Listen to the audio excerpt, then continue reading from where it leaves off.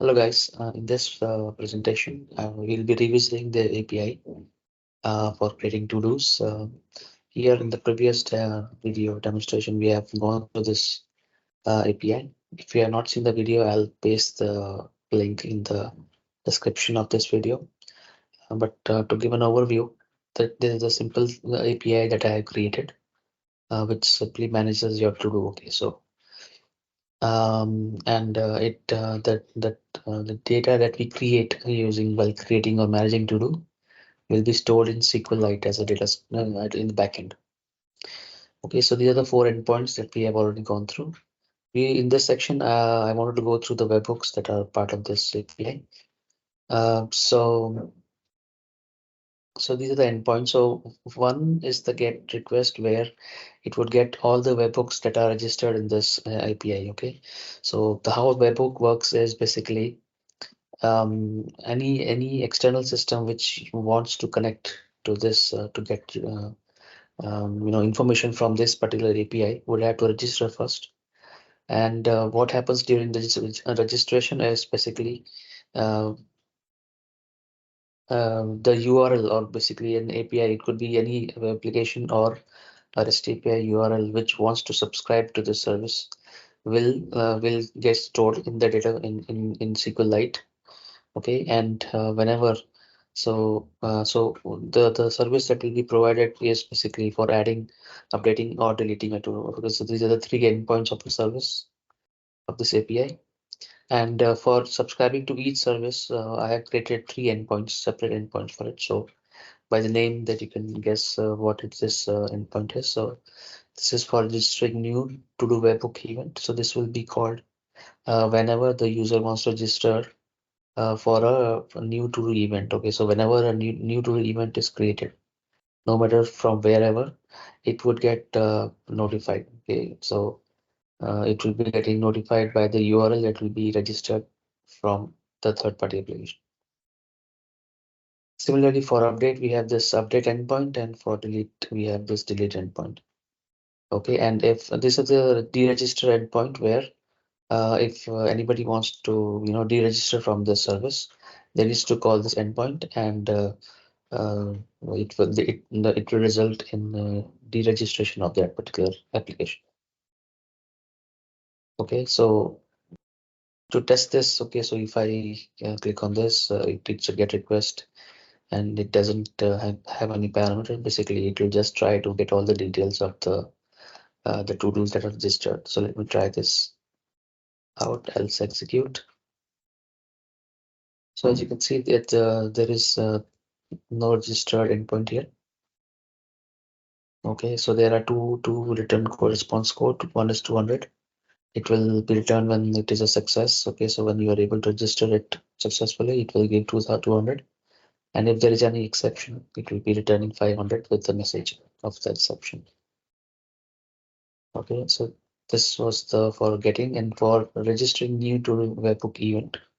So in this, basically, you need to pass the endpoint URL of your application, which will be called whenever a new to-do is added.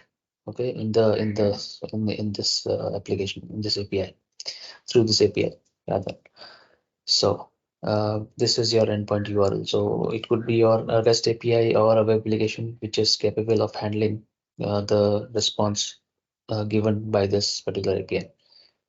Okay, so if you want to try it out, you'll just say try it out. So in this, you need to give your REST API URL. Okay, now in this particular example, I'll just keep Google, assuming this is my custom application, and I'll execute.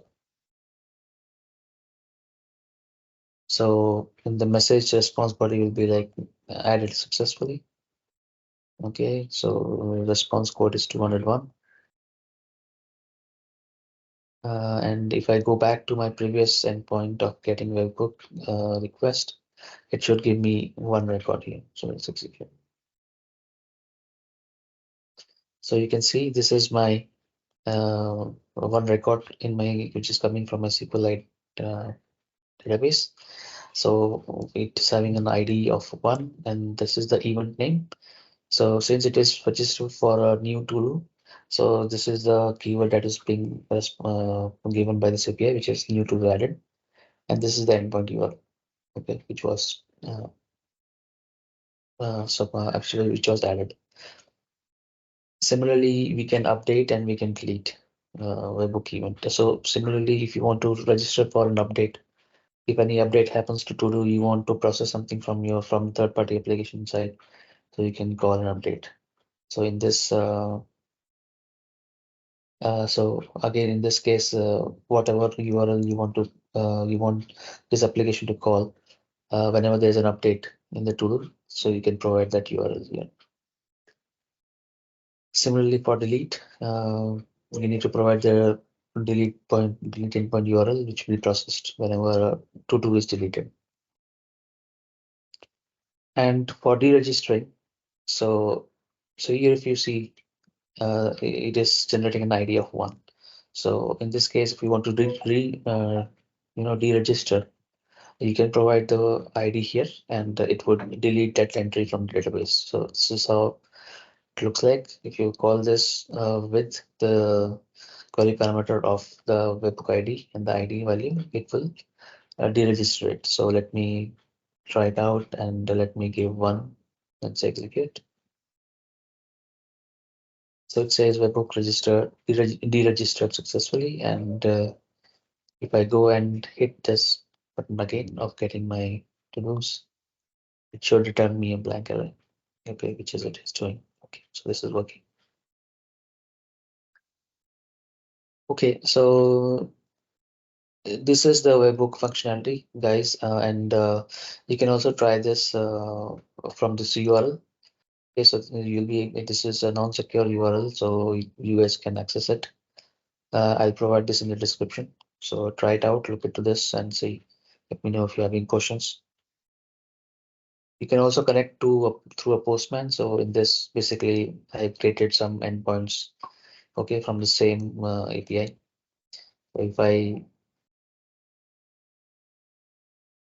on getting all the webhook events, it is giving me a blank.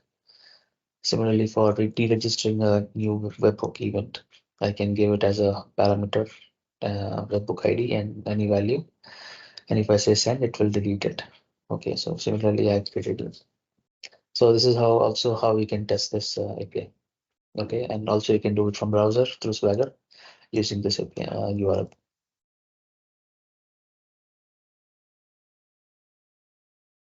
Okay, okay, that's it. Let me know if you have any questions in the description. Thank you guys for having this attending this session. Have a good day. Thank you. Bye.